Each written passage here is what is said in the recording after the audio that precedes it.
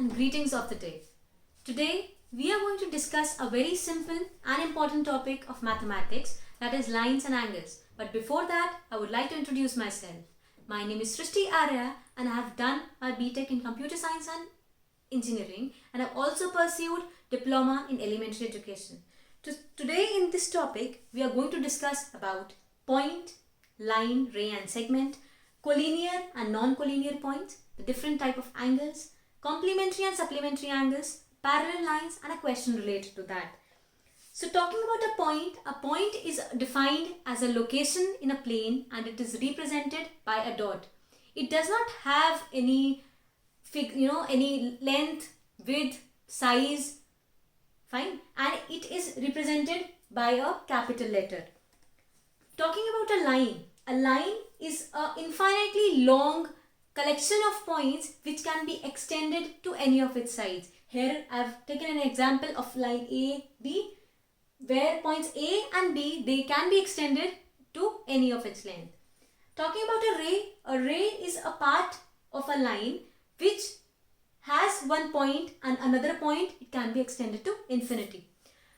Talking about line segment, a line segment is again a part of line but with two definite points and it also can be measured. These points A and B, they are definite points. Fine. Moving on to the next topic, which is collinear and non-collinear points. So the collinear points, as the name suggests, are the points which lie on the same line. They can be in different places, but they have to be on the same line. Point A, B and C here, they lie on the same line and those are the collinear points. Opposite to that, point P, Q and R, they do not lie on the same line and therefore they are non-collinear points. Talking about the type of angles, we have classified these angles on the basis of their measurement. So the very first angle is acute angle. An acute angle is an angle which has a measure of greater than 0 degrees and less than 90 degrees. Then we have a right angle. Right angle is definite angle of 90 degrees. An obtuse angle has a measure of greater than 90 degrees and less than 180 degrees. A straight angle is a definite angle again of 180 degrees. Talking about a reflex angle is of greater than 180 and less than 360 degrees. Now talking about the complementary and supplementary angles. Complementary angles are the angles whose sum is equal to 90 degrees. Here I have taken angle 30 degree and 60 degree. Their sum is going to be 90 degree. So therefore these angles are called as complementary angles. Similarly, we have supplementary angles whose sum is equals to 180 degrees. Here I have taken 120 and 60. Sum is going to be 180 degrees. Therefore these angles are called as supplementary angles. There is one special case of supplementary angles in which these two angles, they will be sharing a common line, right? So here we call it as linear pair of angles. Talking about parallel lines are the lines which are equidistant from one another and they do not meet anywhere. Here in the example I have taken line M and line N. They are equidistant and they are not meeting anywhere. So these lines are called as parallel lines. Now talking about a transversal is a line which intersect two straight lines at two different points. Here I have taken L as a transversal and which is intersecting at these points, two different points, to these parallel lines M and N. Now when this transversal intersects two lines, where it intersects at 2 points, these angles have certain properties. Now we are going to discuss about these properties. Here angle 1 and angle 5, angle 4 and angle 8, angle 2 and 6, angle 3 and angle 7. These will be called as corresponding angles and their measure will be also equal. Fine.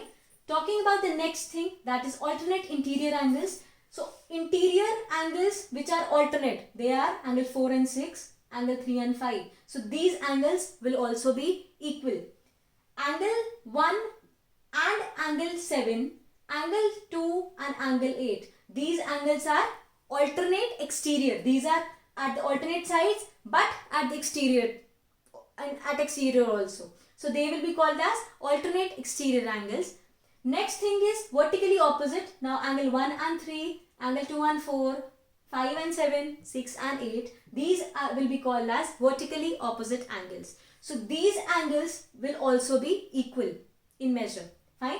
So for parallel lines and transversal system, corresponding angles are equal, alternate interior angles of that system are equal, alternate exterior angles are equal, and vertically opposite angles are equal. So now let us take a question on that. So the question is that we are given angle line P is parallel to line Q and line M is parallel to line N. We are given that angle A is 120 degrees and we have to find X. So the solution to this will be, we are given that line P and Q are parallel, M and N are again they are parallel. So when P and Q are parallel, angle A and angle B, they will be corresponding angles, and thus we all already know that corresponding angles are equal. So angle this will be A will be equal to B. So if this is 120, this will also be 120.